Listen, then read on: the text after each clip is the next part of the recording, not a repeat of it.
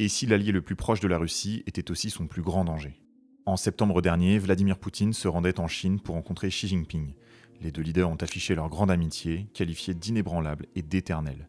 Mais pourtant, en coulisses, la réalité est bien différente.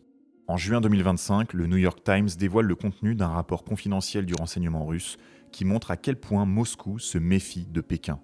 Il évoque des espions chinois actifs en Russie, le recrutement de scientifiques et de militaires russes pour voler des technologies sensibles, et une présence chinoise de plus en plus inquiétante dans l'extrême-orient russe, une région au cœur de revendications territoriales chinoises de plus en plus assumées. L'extrême-orient russe est la partie la plus à l'est de la Russie. Il fait parfois référence à une région géographique, mais c'est aussi l'appellation d'un district, donc une entité géographique administrative bien délimitée. Dans ce district ne vivent que 8 millions de Russes pour presque 7 millions de kilomètres carrés. C'est 11 fois la France et ça fait à peine plus d'1 habitant au kilomètre carré. On y trouve tout de même une douzaine de villes de plus de 100 000 habitants, vous les voyez sur la carte, les plus importantes étant Khabarovsk et Vladivostok. Vous le voyez, l'extrême-orient russe est frontalier avec la Mongolie, mais on a aussi une frontière d'environ 4000 km avec la Chine, avec les provinces de Mongolie intérieure et du Heilongjiang. Et si on cumule les populations chinoises de la partie nord de la Mongolie intérieure et du Heilongjiang, on arrive à 34 millions d'habitants. Donc on se rend bien compte qu'il y a un gouffre en termes de démographie entre l'immensité de l'extrême-orient russe et les régions chinoises situées juste un peu plus au sud. Alors attention, ça ne veut pas dire qu'il y a une surpopulation dans les régions frontalières chinoises. Les Chinois du Heilongjiang ne rêvent pas d'aller s'installer dans la Sibérie russe. En revanche, ce qui attire, ce sont les ressources naturelles. Hydrocarbures surtout, mais aussi minerais, bois et terres agricoles. L'extrême-orient russe représente une opportunité économique pour la Chine et on va voir dans quelle mesure et quels sont les risques pour la Russie. Et si vous voulez vous tenir au courant de l'actualité mondiale concernant la Chine et la Russie par exemple, je vous conseille le sponsor de cette vidéo, Sift. Sift, je vous en avais déjà parlé, c'est une appli d'actualité mais un peu différente des autres. Je vous explique comment ça marche. Car la différence avec Sift, c'est que vous ne choisissez pas parmi des catégories préconçues. Vous pouvez littéralement taper exactement ce que vous voulez suivre, aussi large ou précis que vous le souhaitez. Par exemple, si je veux des actus sur l'économie chinoise, je tape ici « économie chinoise » et il va aller me chercher des infos de la presse du monde entier concernant cette thématique, même à partir d'articles originellement en chinois. Et je peux même décider de suivre la thématique pour être tenu au courant chaque jour. Le vrai avantage, c'est que vous pouvez suivre des sujets extrêmement précis puisque c'est vous qui les définissez. Et ensuite, pour chaque actu, l'appli crée un résumé clair à partir de multiples sources pour ne pas être submergé d'infos. Et c'est crucial quand vous suivez des pays comme la Chine ou la Russie, où beaucoup d'infos clés ne sont pas disponibles dans votre langue. Autre point important, vous avez toujours accès aux sources originales. Je vous invite d'ailleurs à y jeter un œil à chaque fois, ça vous permet de voir quels biais ou perspectives elles peuvent avoir, et de comprendre comment l'actualité est traitée selon ces orientations. C'est super intéressant. Récemment, Sift a aussi ajouté une nouvelle fonctionnalité. Vous pouvez maintenant écouter vos résumés quotidiens en mode podcast. C'est super pratique dans plein de situations. Donc si ça vous intéresse, tapez Sift sur le Play Store ou l'App Store et téléchargez l'appli. C'est l'une des applis d'actu les mieux notées en France, en Allemagne et en Espagne. Donc ça vaut le coup de l'essayer et de vous forger votre propre avis. C'est gratuit, c'est vraiment utile et ça permet aussi de soutenir mon travail. Et maintenant, on revient à notre sujet et je vous explique comment la Chine tisse progressivement sa toile en Extrême-Orient russe. Alors, 90% des investissements directs à l'étranger dans l'extrême-orient russe sont d'origine chinoise. Les Chinois investissent dans plusieurs secteurs d'activité et on a par exemple l'agriculture. Même si la Chine dispose de grandes étendues de terres agricoles dans l'est et le nord du pays, elle convoite tout de même les terres russes au nord. Il y a plusieurs zones de production agricole en Russie, près de la frontière chinoise, vous les voyez sur la carte. Elles se situent dans les 5 régions russes proches de la Chine. Et voici ici des chiffres qui montrent les proportions de terres cultivées par des sociétés dont au moins une partie du capital est détenue par des Chinois, par région russe frontalière en 2019. Et là, on voit que ce n'est pas négligeable. Pour certaines régions, on dépasse les 50%. Alors on peut donner un exemple, on a l'entreprise Legend Agro qui est très active dans la région du Primorié. C'est une entreprise russo-chinoise dont les principaux actionnaires sont chinois et elle produit du riz, du soja ou encore du maïs dans cette région. Et elle exporte ses productions via les ports russes de la région, notamment Zarubino et en partie vers la Chine. C'est le plus gros exportateur de produits agricoles du Primorié.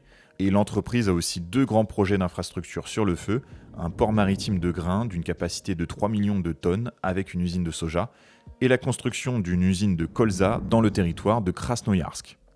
On peut citer aussi un autre projet, le Newland Grain Corridor.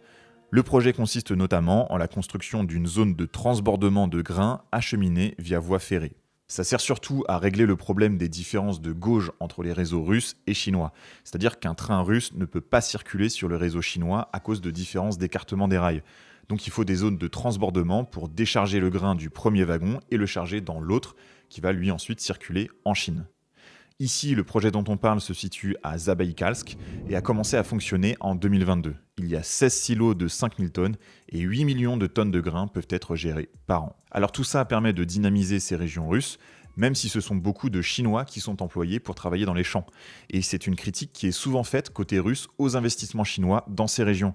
Les Russes n'en profitent pas tant que ça, puisque les Chinois viennent avec leurs propres travailleurs. Et du côté de la Chine, la Russie représentait seulement un peu plus de 5% du total de ses importations en matière d'agriculture. Donc l'agriculture dans l'extrême-orient russe n'est pas encore stratégique pour la Chine. Alors je dis pas encore car des estimations prévoient que d'ici 2030, le secteur agricole chinois ne couvrira que 65% des besoins de la population chinoise. Donc il faut prévoir le coup. Ensuite, on a l'industrie du bois. Et là, la Russie a de quoi faire évidemment puisqu'une bonne partie de son territoire est recouvert de forêts. Elle exporte donc beaucoup de bois à la Chine, dont il est le premier fournisseur. En fait, 40% du bois russe exporté est à destination de la Chine, et du côté chinois, la Chine importe 20% de sa consommation domestique de bois, et sur ces 20% importés, 20% également viennent de Russie. Donc c'est pas négligeable. Mais la Russie souhaite aussi exporter des produits à plus forte valeur ajoutée, et c'est pour ça qu'elle a poussé pour que la Chine investisse dans des usines de transformation du bois. C'était un problème car la Russie exportait du bois brut vers la Chine, qui en faisait elle des produits à plus haute valeur ajoutée, et qui les revendait en partie à la Russie. La Russie était donc clairement perdante dans cette coopération. Bref, la Chine voit aussi un intérêt dans les forêts russes et investit également pour y avoir accès. Aujourd'hui, il y a plusieurs centaines d'entreprises de foresterie chinoises actives en Russie et souvent dans l'Extrême-Orient. Et elles exportent du bois surtout via les chemins de fer reliant les deux pays ou en passant par la Mongolie. Ensuite, la Chine investit dans des projets miniers car l'Est russe regorge de ressources minières. On peut citer le gisement de charbon de Sacholonskoye qui est exploité par une entreprise sino-russe. On a 500 camions qui quittent la mine chaque jour et une route a été construite pour qu'ils puissent transporter le charbon jusqu'en Chine. L'objectif, c'est 5 millions de tonnes par an à partir de 2027. Mais comme pour le secteur de l'agriculture, dans ce projet, les postes clés sont attribués à des Chinois et finalement, peu d'emplois sont créés pour les locaux russes. On peut aussi évoquer le complexe gazier et chimique de l'Amour, issu aussi d'une fusion-acquisition entre 2 entreprises, l'une russe et l'autre chinoise. Le projet doit atteindre sa capacité de production totale en 2028 et devenir la plus grande usine de polymères au monde. Elle se trouve dans la zone économique spéciale d'Amurskaya, une zone où les entreprises, et notamment les entreprises chinoises, sont incitées à investir via des baisses d'impôts et de taxes par exemple. On leur facilite la tâche. Et d'ailleurs, celle d'Amurskaya n'est pas la seule, vous le voyez sur la carte, il y en a un bon paquet dans l'extrême-orient russe. Alors en parallèle de tous ces projets d'usines, de zones d'exploitation de matières premières, etc., il faut bien aussi des infrastructures pour transporter les biens. Donc la Chine investit dans des routes, des voies de chemin de fer, des ponts, etc. Et elle investit même dans des infrastructures pour transporter des biens produits en Chine. Parce que parfois, pour transporter à l'intérieur de la Chine ce qui est produit dans la province chinoise du Heilongjiang, c'est plus facile de passer par l'Est, par la Russie, puis de faire acheminer tout ça par porte-conteneurs. Alors il y a principalement 2 routes qui font ça, vous les voyez sur la carte. Elles partent de la région chinoise et atteignent plusieurs ports russes, Vladivostok, Vostochny, Nakhodka et Zarubino. Mais l'extrême-orient russe a un autre intérêt pour la Chine, bien plus stratégique celui-ci. C'est en fait par cette région que passe une partie des exportations russes d'hydrocarbures. Vous voyez sur la carte les gazoducs et oléoducs de la zone. On voit que les grands champs pétroliers et gaziers se situent dans le centre et le nord du pays. Et on a des oléoducs qui permettent d'acheminer le pétrole brut jusqu'en Chine, mais pas encore de gazoducs. On a en fait pour l'instant un grand gazoduc qui s'appelle Power of Siberia 1, mais qui part des champs de Kovikta dans la région du lac Baïkal et de Chayanda un peu plus au nord. Mais un autre projet est sur le feu, depuis un certain temps d'ailleurs, c'est le gazoduc Power of Siberia 2. Il est censé prendre sa source dans ces grandes zones gazifères, notamment sur la péninsule de Yamal dans le Grand Nord, et ça permettra d'augmenter significativement les livraisons vers la Chine.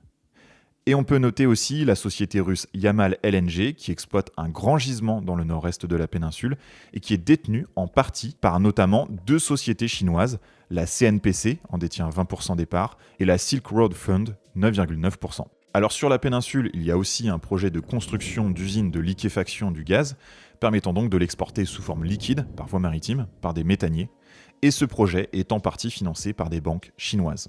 Donc la Chine se positionne aussi sur des projets un peu plus lointains géographiquement, mais dont certaines voies de transport du produit passent à la fin par l'extrême-orient russe. Et concernant Power en Siberia 2, un mémorandum a été signé entre la Chine et la Russie en 2025 pour s'engager sur la construction du gazoduc. Ça a été annoncé par Alexei Miller, le dirigeant de Gazprom, et ce mémorandum serait juridiquement contraignant pour une durée de 30 ans. Ça veut dire que sur cette durée, la Chine devra acheter le gaz russe. Le problème, c'est que si la Chine achète tout le gaz qui arrive par Power en Siberia 2, la Russie représentera plus de 50% de ses importations de gaz, alors que la Chine, elle, est plutôt dans une stratégie de diversification de ses approvisionnements. C'est pour ça d'ailleurs qu'elle n'a pas confirmé la déclaration d'Alexei Miller. Elle reste prudente sur le sujet. Et si on regarde ses sources d'approvisionnement, que ce soit pour le pétrole ou le gaz, la Russie représentait 19% des importations de pétrole de la Chine en 2024, juste devant l'Arabie Saoudite à 12%. Et pour le gaz, c'était 22% devant l'Australie. Il y a donc un rapport de force entre la Chine et la Russie. La Chine, de son côté, voit dans la Russie l'opportunité de mettre la main sur des matières premières, et elle sait que sur le plan commercial, la Russie est affaiblie, surtout depuis le début de la guerre en Ukraine, par les sanctions économiques occidentales. La Russie, de son côté, elle a besoin de la Chine en termes de débouchés commerciaux pour ses exportations de pétrole et de gaz. La Chine le sait bien, et ça met la Russie dans une position de faiblesse, puisque de son côté, la Chine a d'autres sources d'approvisionnement et n'a pas d'impératif stratégique à augmenter significativement les apports d'hydrocarbures ou autres matières premières venant de Russie. Et quand quelqu'un veut vous vendre quelque chose dont vous n'avez pas ultimement besoin, eh bien, qu'est-ce que vous êtes en mesure de faire ? Faire baisser le prix. Au final, la Russie souhaite attirer les investissements chinois, tandis que les Chinois tantôt investissent, tantôt se montrent un peu plus désintéressés. Et pour preuve, l'Eastern Economic Forum. Alors ça, c'est un forum économique organisé par la Russie tous les ans à Vladivostok. Le but pour la Russie, c'est d'entretenir ses relations commerciales avec ses partenaires asiatiques. Mais lors du dernier, tenu en septembre 2025, la Chine n'a envoyé aucun grand responsable politique. Elle n'a envoyé qu'un vice-président d'un comité de l'équivalent de l'Assemblée nationale chinoise. En termes de prestige, la Russie s'attendait à mieux. Et autre point qu'on n'a pas abordé, c'est que pour la Chine, l'extrême-orient russe a aussi une portée symbolique. Il faut savoir qu'une bonne partie des régions russes que vous voyez sur la carte depuis tout à l'heure ont été à une époque chinoise. Vous voyez là les limites maximales de l'empire chinois sous la dynastie Qing au début du 19e siècle. On voit que ça englobe une partie du sud de l'extrême-orient russe. Et la Chine envoie des signaux subtils. Par exemple, elle a édité des cartes où Vladivostok est représenté avec son nom chinois, Aixiangwei. Ou encore des universitaires ou intellectuels chinois remettent en cause les traités du 19e siècle qui fixent les frontières actuelles et donc la perte de territoire pour la Chine, et encouragent à faire des revendications officielles. Et tout ce dont je vous parle là, c'est mentionné dans le fameux rapport du renseignement russe sur lequel le New York Times a mis la main. Donc la Russie s'en inquiète vraiment, et elle s'inquiète aussi du fait que la Chine tente de recruter des scientifiques et militaires russes pour acquérir des technologies sensibles, notamment militaires. Bref, vous le voyez, ces deux acteurs cherchent un équilibre et sont donc dans un rapport de force malgré une amitié de façade. La Russie a besoin de l'argent chinois pour développer son Extrême-Orient et mener sa guerre en Ukraine, mais elle souhaite rester pleinement souveraine sur son territoire. Tandis que la Chine souhaite profiter des ressources russes sans en devenir dépendante, gagner une forme de contrôle dans l'Extrême-Orient russe et maintenir la Russie en position de faiblesse dans leurs relations commerciales. Voilà, c'est tout pour aujourd'hui. Si la vidéo vous a plu, aidez-moi à la mettre en avant en mettant un pouce ou un commentaire. Vous pouvez aussi participer au financement de la chaîne en faisant un petit don sur la plateforme Tipeee, le lien est en description. Et merci déjà à tous les donateurs qui font des dons tous les mois. Et moi, je vous dis à la prochaine pour une nouvelle vidéo. Salut!